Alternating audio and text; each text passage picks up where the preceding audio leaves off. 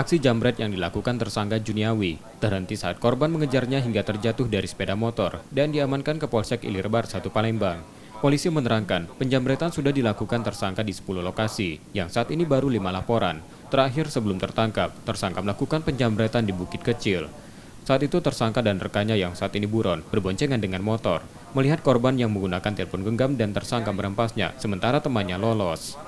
Tersangka kasus 365 jambret, itu dia tertangkap di Jalan Merdeka pada saat melaksanakan aksinya.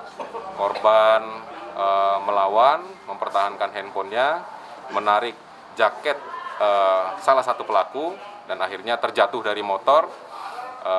Dia tidak bisa melarikan diri karena kakinya terkilir dan salah satu rekannya berhasil melarikan diri. Ternyata dia adalah salah satu pemain jambret di wilayah Polsek Ilir Barat 1. Dari pengakuannya berapa banyak, Bang? Untuk sementara yang sudah diakui ini 10, akan tetapi ada 5 yang sudah kami dapatkan laporannya. Tersangka kini ditahan di tahanan Polsek Ilir Barat 1 Palembang dan terancam hukuman 12 tahun penjara. Reski Oktora, Muklas Differential, Kompas TV, Palembang, Sumatera Selatan.